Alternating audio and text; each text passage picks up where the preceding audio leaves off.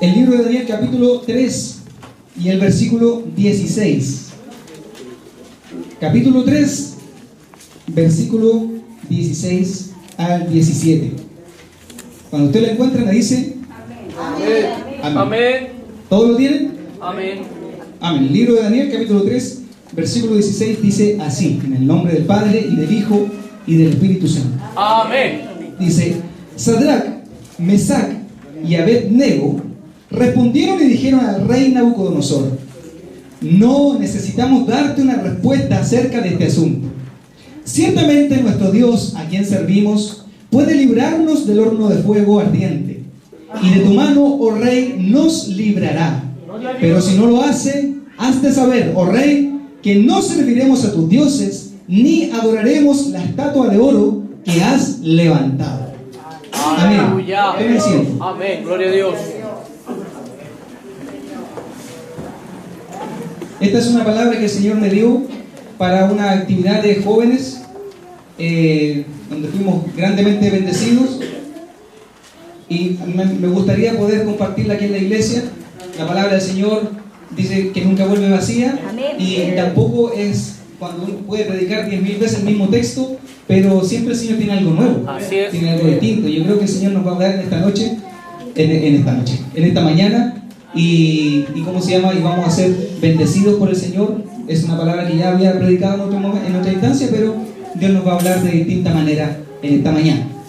Amén. Amén. Amén. Bien, tenemos aquí entonces el libro de Daniel, el profeta Daniel. Un libro escrito en el año, aproximadamente en el año 530 antes de Cristo, ¿cierto? Un libro que está dividido en dos partes importantes. La primera parte, que tiene que ver con es una parte narrativa, narra, ¿cierto?, la vida de Daniel, y una segunda parte que habla, es más apocalíptica, el libro de Daniel. Habla se estudia muchas veces junto con el libro de Apocalipsis, el libro de Daniel. El profeta Daniel, que, bueno, el nombre de Daniel significa Dios es mi juez, ¿cierto? Fue contemporáneo del profeta Jeremías, del profeta Ezequiel y del profeta Jeremías, profeta Ezequiel y, bueno, como lo digo, del profeta Daniel. Estos tres profetas predicaron en la misma época. Fue llevado, dice la palabra, que fue llevado cautivo, ¿cierto?, en el año aproximadamente 605 antes de Jesucristo por Nabucodonosor, el profeta Daniel, ¿verdad? Mientras Joaquín era el rey de Judá, ¿verdad? Era un profeta que tenía ciertas características, ¿verdad? Que era un profeta que profetizó para los reyes de su época, profetizó para la clase política.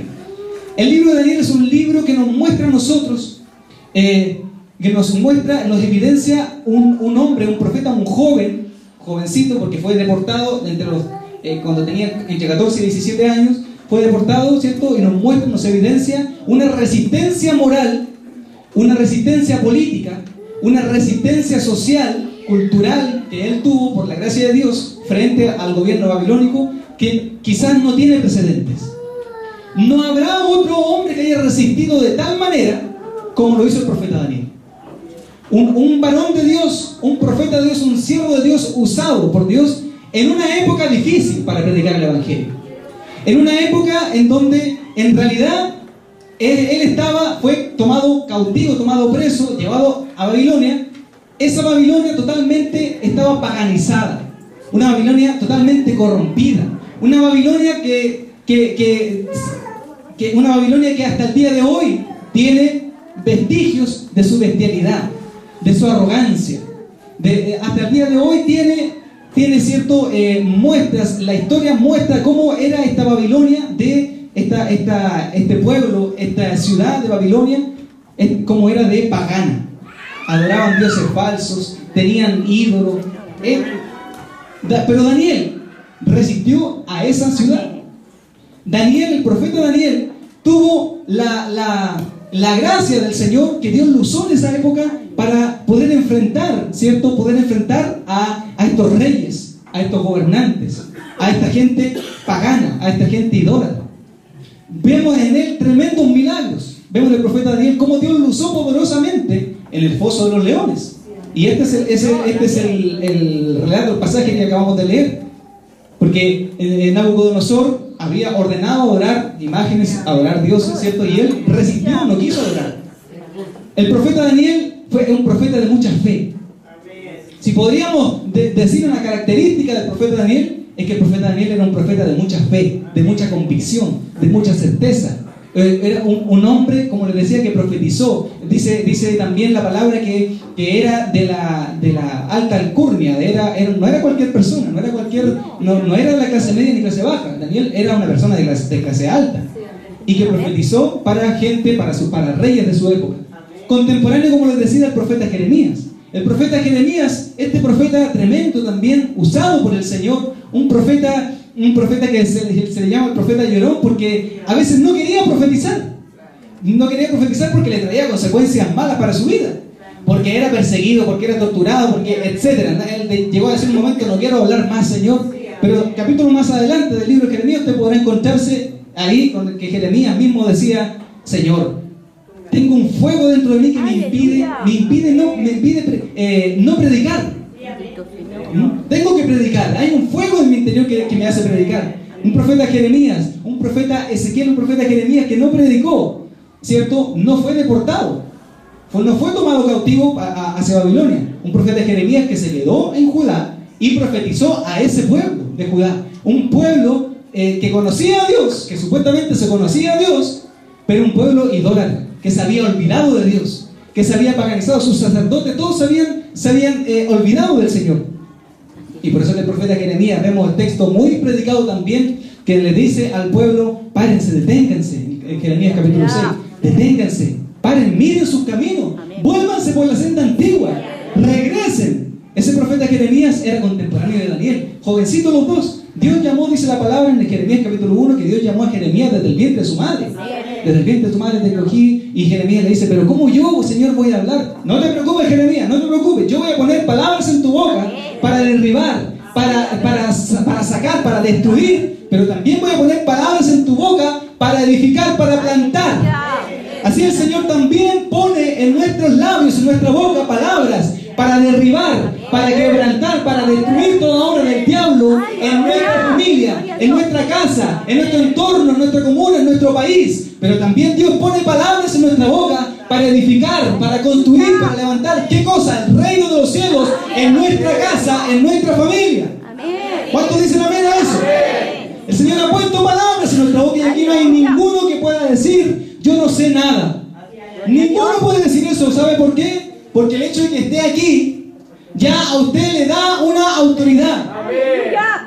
El hecho de que usted esté aquí, me parece que aquí no hay ninguno que no haya reconocido a su Dios, al Señor Jesús, como su Salvador. Santo. ¿Quién no ha reconocido al Señor como su Salvador? Levante la mano. No hay ninguno. Por lo tanto, usted tiene un testimonio, tiene una vida que puede usted conversar a otros, puede hablar a otros, puede decirle: yo antes era del lado oscuro, de las tinieblas, pero el Señor me cambió a su luz admirable. Usted tiene palabras en su boca, Dios ha puesto palabras en su boca. Y Dios ha llamado desde el vientre de su madre con un propósito tremendo, maravilloso para su vida. Pero lo que pasa es que nosotros nos desviamos y queremos recorrer caminos que a nosotros nos parecen buenos, pero al final es de muerte ese camino. Pero el Señor ha puesto palabras en nuestra boca, así como lo hizo el profeta con el profeta Jeremías. Tremendo siervo de Dios el profeta Jeremías, perseguido. ¿Sabe por qué? Porque el profeta Jeremías les decía las cositas en su cara a la clase política de su época, que era conjunta, era una misma cosa con la clase sacerdotal de Judá, y hasta el día de hoy es así en Israel. Pero él les decía: ustedes son corruptos, ustedes son sacerdotes paganos, ustedes se han olvidado a Dios, ustedes se han alejado del camino del Señor, vuélvanse, les decía. Y fue un profeta, lo mataron. Por eso dice la palabra: ¿a cuántos profetas no mataste? A todos los profetas. Porque a la gente no le gusta que le digan la verdad de Dios. A la gente no le gusta a las cúpulas políticas, religiosas, a los acomodados no les gusta que le digan la verdad del Señor. Pero Dios siempre se promueve, se guarda un remanente. Dios siempre se guarda gente fiel, profetas de verdad. No como los profetas que andan hoy día, que andan profetizando conforme a las intenciones de su corazón. Y que andan profetizando y prefirieron los caminos como los caminos de Balaam, como dice la palabra. Que por ganancias deshonestas predican. Y ahí anda mucha gente engañada. Anda detrás de esos falsos profetas. Anda detrás de esa gente mentirosa. Anda detrás de esa gente que lo único que dice es predicar, es decir, mire, yo estoy seguro, no he escuchado ni visto, pero Ronnie Chávez, yo estoy seguro que está ya profetizando para el año 2015, que va a ser un año bueno, que va a ser un año próspero, que tú vas a ser bendecido, que tú esto, que tú lo otro, y puras falacias, puras mentiras. Anda gente que se dice profeta, pero en realidad no es profeta de Dios. Estos siervos, Jeremías, Isaías, Daniel, eran siervos de Dios. Siervos del Señor. ¿Por qué? ¿Sabe por qué eran siervos de Dios? Porque decidieron ellos apartarse para servir al Señor. Decidieron ellos, dice la palabra de Dios, que Daniel tomó una decisión en su corazón de no contaminarse con la comida del rey. ¿Cuántos de nosotros hemos tomado esa decisión en nuestro corazón? ¿Cuántos de nosotros hemos dicho, Señor, no quiero adorar dioses falsos? Señor, yo no voy a adorar otro Dios que no sea Jesucristo el Señor. ¿Cuántos de nosotros hemos tomado esa decisión del Señor? Yo quiero ser un verdadero siervo de Dios. Y los que estamos aquí, ¿cierto? Tenemos que tener ese anhelo de ser verdaderos siervos de Dios. Como el profeta Jeremías, como el profeta Daniel, como el profeta Ezequiel. El profeta Ezequiel fue tomado cautivo junto con Daniel. Pero el profeta Ezequiel tuvo otro ministerio. No profetizó a los reyes, a los gobernantes como lo hizo Daniel. El profeta Ezequiel predicó al pueblo deportado de Jerusalén, pero que estaba en Babilonia. Y déjeme decirle que esa era una tarea difícil también. Un pueblo que ya venía paganizado, idólatra, ya venían ellos cuando lo tomaron cautivo, ya por eso lo tomaron cautivo, porque era un juicio de Dios. Porque Dios le había hablado, le había dicho antes, en los profetas anteriores, le había dicho: conviértanse, vuélvanse al Señor, si no va a venir juicio, los van a tomar cautivos del reino de allá, de acá, los van a llevar. Y ellos no quisieron volver su corazón a Dios. ¿Cuántas veces nosotros somos así, hermanos? Y viene la palabra de Dios y nos habla y nos dice, y nosotros testarudamente, neciamente seguimos con nuestro corazón duro. Seguimos ahí creyendo que estamos haciéndola pero súper bien. Y después cuando estamos ahí, cautivos, presos, recién ahí miramos a Dios. Lo bueno es que tenemos que mirar a Dios en algún momento, para que no nos perdamos y no nos consumamos en el infierno. Porque hoy día sí que son tiempos peligrosos. Hoy día sí que la venida del Señor está más cercana que nunca. Hoy día sí que Cristo viene, de que viene. Y de que nos vamos. Porque todo a nuestro alrededor habla las señales de que en realidad el Señor viene pronto. Se va a cumplir esa promesa en cualquier momento. Y dice la palabra: y seremos arrebatados. Y si nuestros cuerpos serán transformados cuando estemos en el camino hacia encontrarnos con Él, seremos transformados de cuerpos incorruptibles a cuerpos incorruptibles. El Señor nos va a arrebatar, pero no va a arrebatar cualquier cosa. El Señor va a arrebatar a su pueblo, a su iglesia, a su remanente, a aquellos hombres que siguieron el ejemplo de los profetas, esos profetas como Jeremías, como Daniel, como Ezequiel. ¿Cuántos dicen amén? Yo quiero seguir el ejemplo de esos profetas. Profetas valientes que se enfrentaron a este pueblo sin temor alguno, sino que solamente siendo fieles a la palabra que Dios les había dicho que dijera. El profeta Jeremías habló lo que Dios le dijo que dijera a ese pueblo corrupto.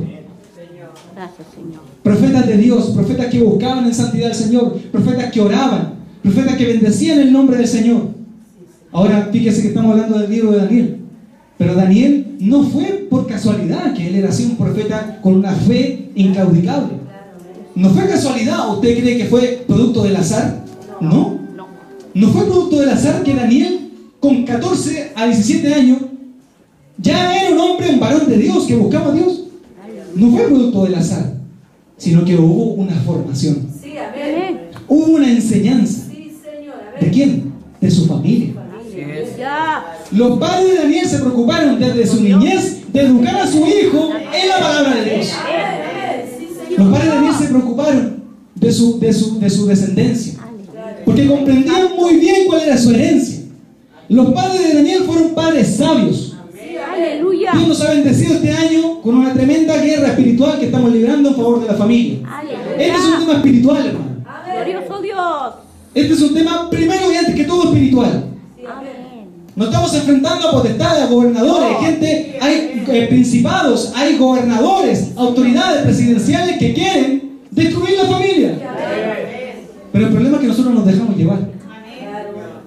Las familias cristianas se están dejando llevar por lo que el mundo y el diablo les muestran. Y vamos a ir viendo por qué. Fíjese que Daniel tuvo una enseñanza. Acompáñame por favor al libro de Deuteronomio capítulo 6, versículo 7. Gloria a Dios. Deuteronomio capítulo 6, versículos 6 y 7. Dice así. ¿Lo encontró? Me interesaría que usted pudiera leerlo también. Deuteronomio capítulo 6, versículo 6 al 7. 6 y 7, Deuteronomio. Amén. Amén. Dice así: y estas palabras que yo te mando hoy estarán sobre tu corazón, y diligentemente las enseñarás a tus hijos, y hablarás de ellas cuando te sientes en tu casa, y cuando andes por el camino, cuando te acuestes y cuando te levantes. Aleluya. ¿Lo leyó junto conmigo? Amén. Los padres de Daniel eran padres siervos de Dios. Amén. Eran padres que sabían instruir a su hijo. Eran padres que probablemente cuando estaban ellos en el camino, le enseñaban a sus hijos. No le enseñaban cualquier cosa. Porque dice en el capítulo 6, versículo 21 de Deuteronomio: entonces dirás a tu hijo. ¿Qué cosa le enseñaban? Capítulo 6, versículo 21. Léalo conmigo. Entonces dirás a tu hijo: éramos esclavos de Faraón en Egipto, y el Señor nos sacó de Egipto con mano fuerte. Además, el Señor hizo grandes y temibles señales y maravillas delante de nuestros ojos, contra Egipto, contra Faraón y contra toda su casa. Y nos sacó de allí para traernos y darnos la tierra que Él había jurado de dar a nuestros padres. Gracias, Señor. Eso le enseñaban, no le enseñaban cualquier cosa. Le decían, cuando estaban ahí comiendo en la mañana, tomando desayuno: hijo, acuérdate que hubo uno que nos sacó de Egipto. Aleluya. Acuérdate que hubo uno que con mano poderosa abrió el mar y nos liberó de la esclavitud que por 400 años estuvimos ahí. Acuérdate que hubo uno, hijo, acuérdate que hubo uno. Cuando estaban ahí almorzando, probablemente escuchaban alabanza, y la alabanza decía: Glorioso Dios. grande es el Señor, creador del universo. Alabanzas que adoraban al Dios y reconocían quién los había liberado. Cuando estaban tomando once, había probablemente ahí una palabra de Dios que les decía: acuérdate, hijo, acuérdate, acuérdate. No le hablaban cualquier cosa. No le hablaban de qué regalo quieren para Navidad. No le hablaban de cualquier cosa, hermano. Le hablaban la palabra de Dios. ¿Cuántos de nosotros le hablamos la palabra a nuestros hijos? Amén. Amén. ¿Cuántos de nosotros, amado hermano, cuántos de nosotros bendecimos a nuestro hijo, le enseñamos? ¿Pero qué cosa? Le enseñamos que hubo uno que nos salvó. Aleluya.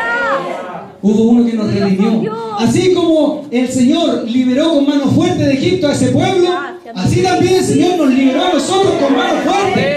Nos sacó del pecado, nos sacó de la esclavitud, nos sacó del Señor por su misericordia, nos miró con ojos de misericordia y de amor, y dijo: yo te llamo, yo te busco, ven, que yo quiero liberarte de tus pecados, de tus errores. El Señor me liberó a mí, el Señor me dio una vida nueva, y yo creo que a usted también, hermano. El Señor le dio una vida nueva. Por lo tanto, usted tiene de qué hablarle. Hay uno que se llama Jesucristo que libera. Hay uno, porque mire, la palabra de Dios no cambia, pero la palabra de Dios dice que Dios es el mismo ayer, hoy y por los siglos.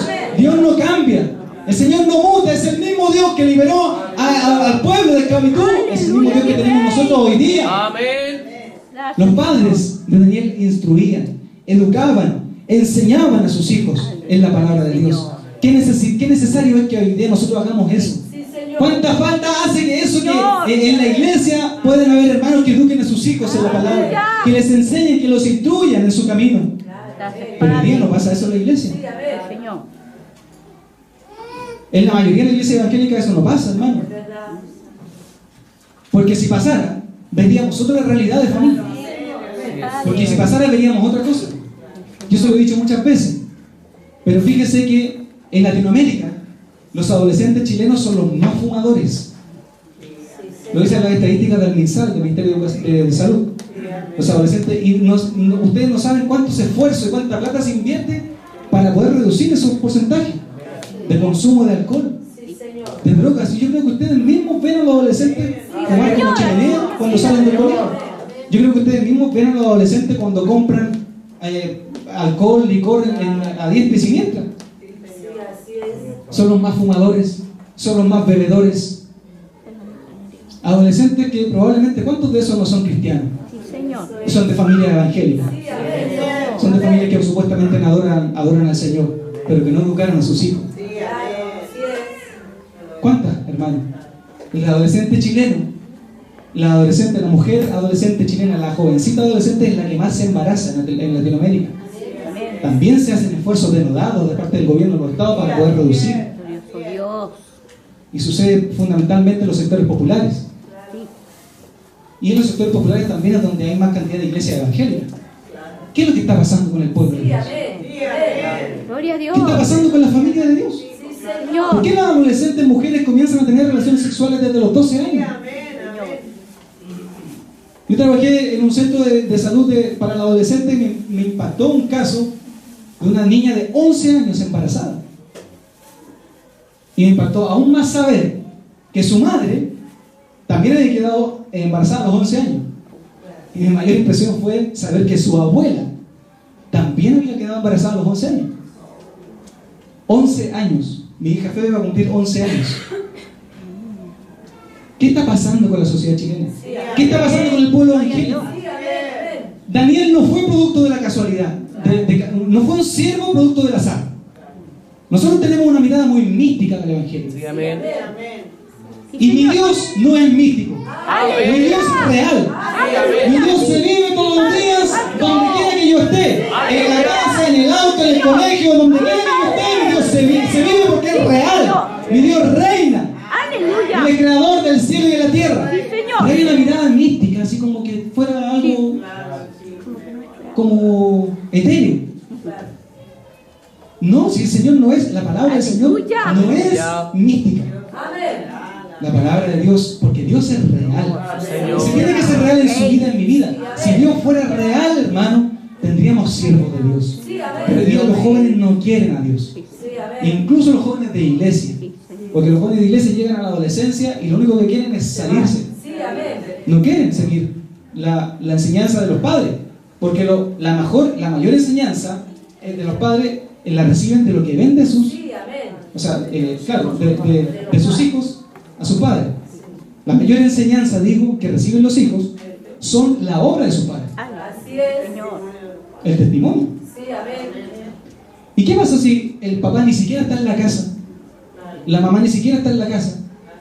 Porque la mamá y el papá hoy día están trabajando todo el día. Porque la mamá se dejó llevar por las políticas de género que promueve el gobierno de turno y la ideología del nuevo orden mundial, la teoría de género, que dice que la mujer tiene los mismos derechos de trabajar que el hombre y que como tiene los mismos derechos tiene que salir a trabajar y trabajar todo el día. ¿Y qué pasa con los hijos? Se ha hablado muchas veces aquí respecto de eso. Muchas veces se ha hablado respecto de eso, pero no hacemos nada. Y después tenemos las consecuencias. Y después nos quejamos. Y después decimos, ¿por qué me salió así mi hijo? ¿Por qué me salió drogadicto? ¿Por qué me salió alcohólico? ¿Por qué homosexual? ¿Por qué esto? ¿Por qué lo otro? ¿O por qué son tan delincuentes los jóvenes? Si en realidad nunca nos preocupamos de ellos. Hoy día los papás salen a trabajar y porque, bueno, tendrán sus legítimas razones, ¿cierto? Porque a lo mejor quieren tener más dinero para poder pagar el auto, para poder pagar la hipoteca de la casa o el arriendo de la casa, o para poder tener un poco más de ingresos, etcétera, porque vivimos en un país muy caro. Entonces la educación es cara, la benzina es cara, todo es lo más caro del mundo. Entonces, obligatoriamente, tienen que salir a trabajar. Pero ¿qué pasa con los hijos? ¿Qué pasa con los niños? Las familias cristianas no debemos seguir ese modelo, hermano. Amén. Los que somos del Señor, seguimos el modelo de la palabra del Señor. Amén. Y el modelo de la palabra del Señor está muy claramente descrito de aquí, en Deuteronomio. Y seremos bendecidos si seguimos ese modelo. Amén. No el modelo mío, no el modelo del pastor, no, el modelo humano no. Porque la palabra dice, maldito el hombre que confía en el hombre. Aleluya. Bendito el hombre, bendito el hombre que confía en el Señor. Hay un modelo bíblico de familia. Hay una manera de educar a nuestros hijos. Y veremos hijos bendecidos. Y veremos hijos siervos de Dios, bendecidos por el Señor. Y veremos una generación de jóvenes rendida a los pies de Cristo. Pero que, mire, si sigue así la cosa, en 20, proyectese un poquito, 20 años más. 40 años más. ¿Usted cree que va a haber siquiera iglesia evangélica en Chile? No. Si ya eso está sucediendo en Europa. Las iglesias se están transformando en museos. No hay fe. Los pastores están dejando de ser pastores. Porque es muy complicado, porque no tienen retribución, recursos económicos, porque etcétera. Están dejando de ser pastores. Yo no quiero que suceda eso en mi país, en mi nación. Aleluya. Pero eso no es una preocupación solamente del pastor. Es una preocupación de la familia. La familia tiene que educar e instruir a sus hijos de acuerdo al modelo bíblico, al modelo de la palabra de Dios. Padre Santo. Es difícil, hermano. Es difícil porque al tiro viene, bueno, ¿y cómo lo hacemos con esto? ¿Cómo lo hacemos con lo otro? Bueno, no tenemos fe entonces. No hemos creído en un Dios vivo. Aleluya. No hemos creído en un Señor que nos sostiene, que dice la palabra, que no te preocupes por lo que vas a comer, lo que vas a vestir, lo que vas a beber. Señor, amén. No te afanes por el día de mañana. Santo. Porque el Señor conoce tu necesidad. Así es. Dios conoce tu necesidad, pero nos pasamos por alto esas palabras. Las pasamos por alto, y la idea es que no las pasemos por alto, sino que las vivamos.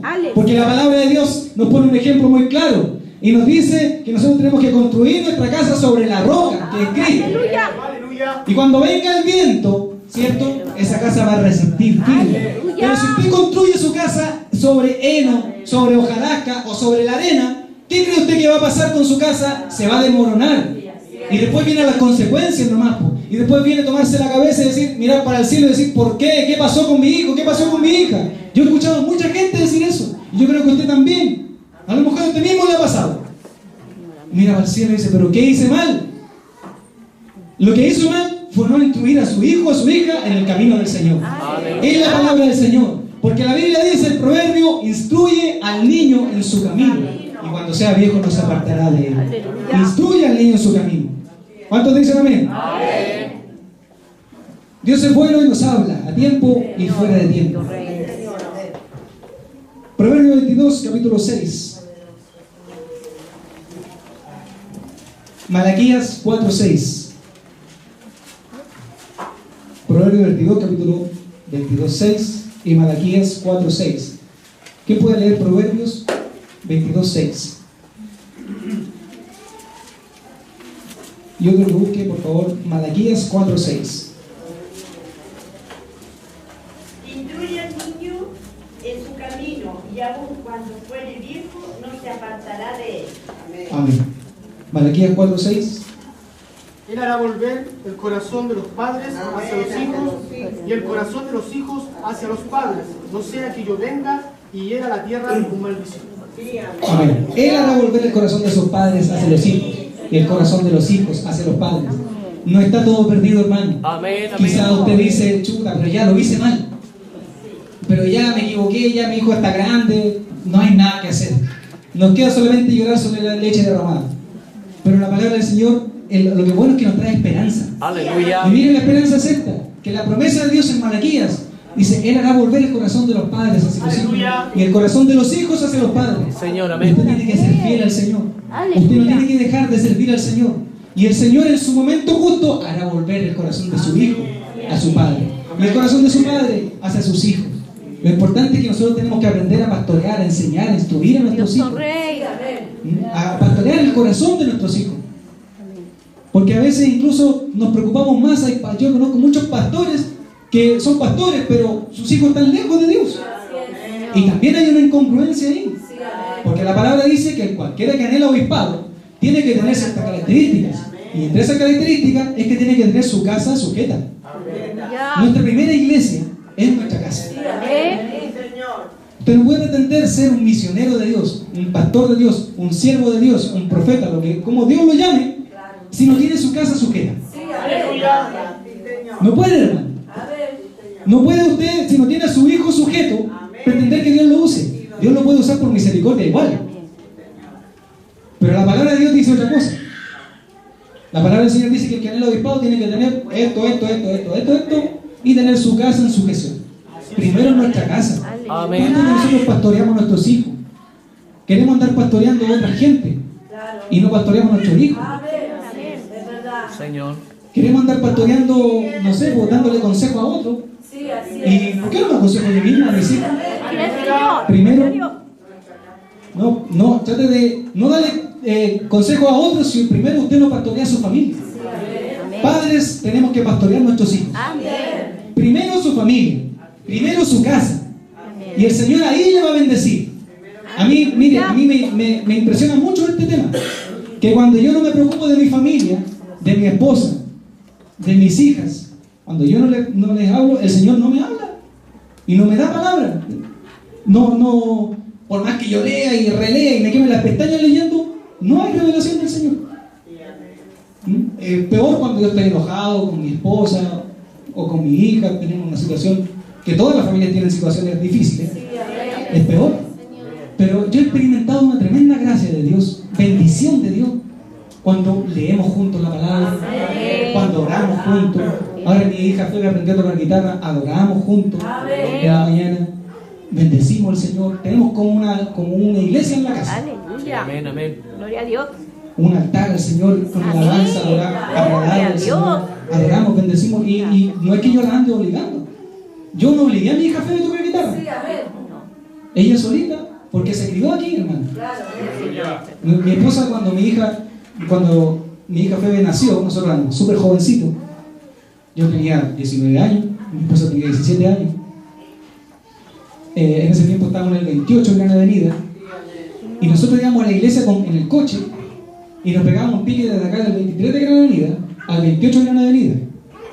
Íbamos, estuviera lloviendo, hiciera frío, pasara lo que pasara, nosotros teníamos una responsabilidad.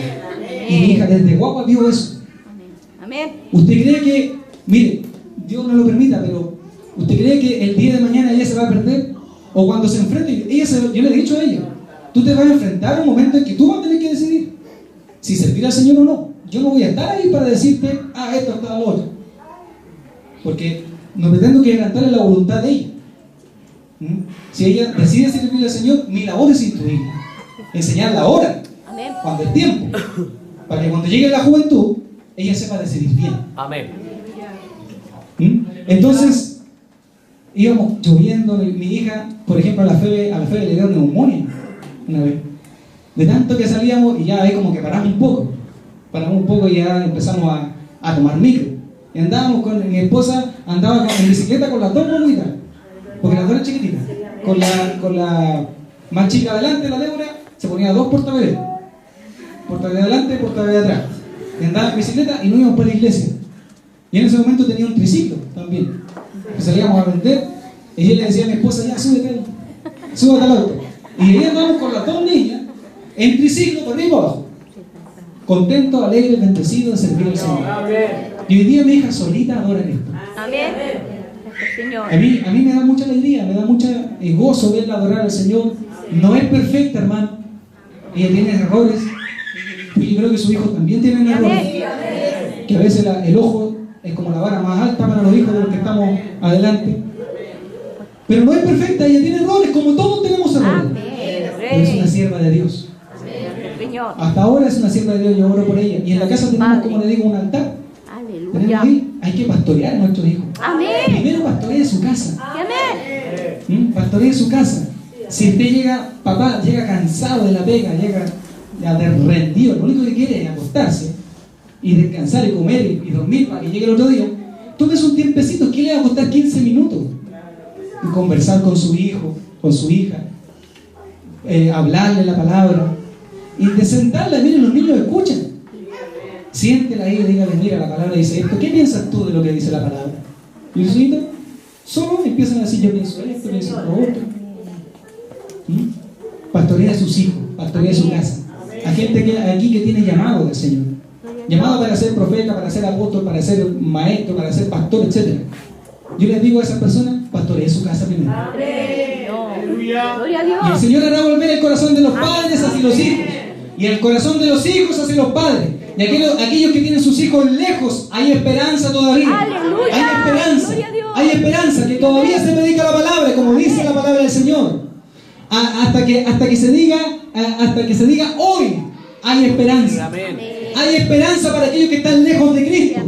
Hasta que el Señor no venga, todavía hay esperanza. Amén. Cristo todavía no viene. Hay esperanza para su hijo. Hay esperanza para su familia. Hay esperanza para sus nietos. Hay esperanza para ellos.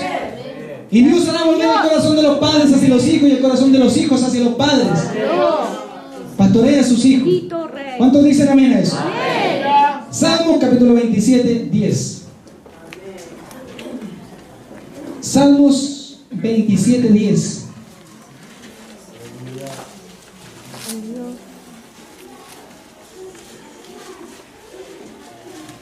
¿Lo tienen? Amén. ¿Quién lo puede leer, por favor? Aunque mi padre y mi madre me dejaran, con todo Jehová me recogerá. Amén. Hay una buena noticia también para los hijos, para los jóvenes. Amén. Dice la palabra, aunque tu padre y tu madre te dejaran, con todo Jehová te recogerá. Hoy día el problema es que como les decía adelante, los padres están dejando a sus hijos así, pero a la deriva, por distintos factores. Mira, hoy día antes no había esa lacuna. Hoy día esa lacuna, desde guagua los tiran. Desde guaguita no hay ninguna preocupación. Primero el trabajo. Primero yo, segundo yo, tercero yo, después yo. Y si me queda algún tiempo, yo también.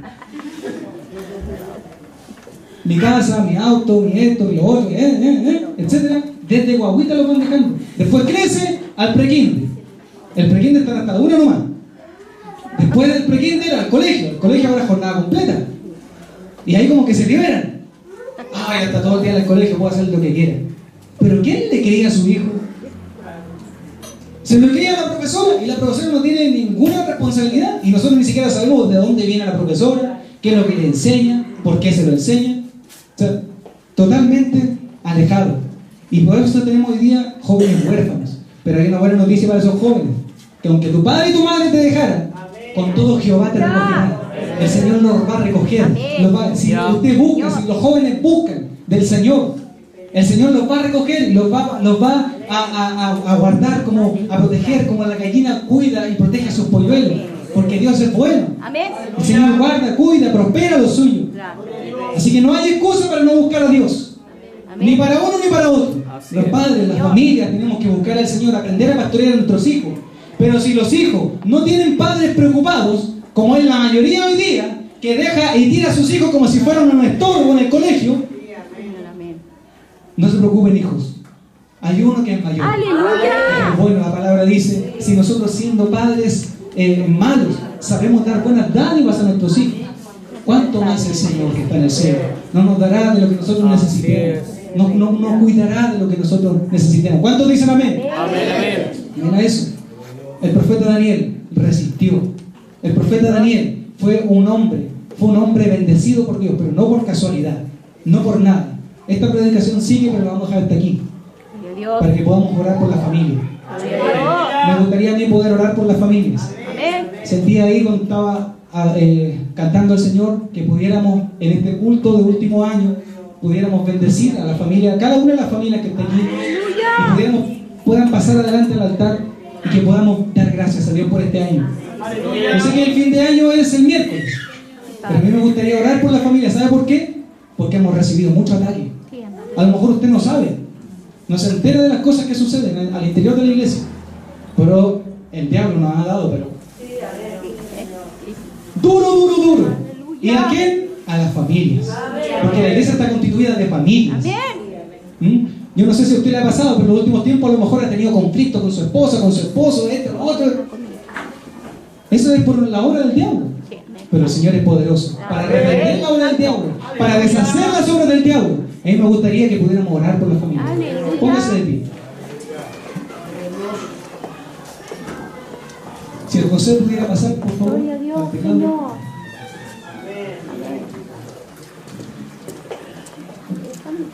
Vamos a adorar al Señor.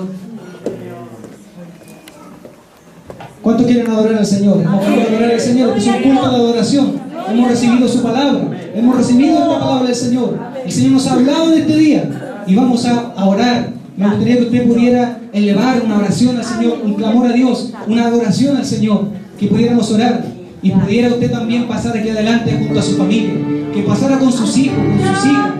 Que pudiera pasar aquí adelante y pudiera decirle: Señor, aquí está mi casa, mi familia. Yo quiero ser una familia, Señor. Aprender a ser una familia conforme a tu palabra. Que podamos decir, como Josué dijo un día: yo y mi casa serviremos a Jehová. Bendito sea Dios poderoso. No hay diablo que se oponga a la obra poderosa que Dios tiene en la familia. Señor poderoso, bendito Dios eterno, Señor. Comience desde ahora, amado hermano. Si usted no ha sabido pastorear a sus hijos, comience desde ahora. Ore por sus hijos. Ore por su esposa, varón. Ore por su esposa, mujer, por su esposo. Y aprenda a pastorear a sus hijos. Pastorelo. Y si su hijo no está aquí, dice la palabra que Él hará volver el corazón de los padres hacia los hijos y el corazón de los hijos hacia los padres. Bendito Señor, te adoramos. Te adoramos, Señor Jesús. Bendito Señor, bendecimos, Señor. Que estás contigo. Eres su nombre, Santo y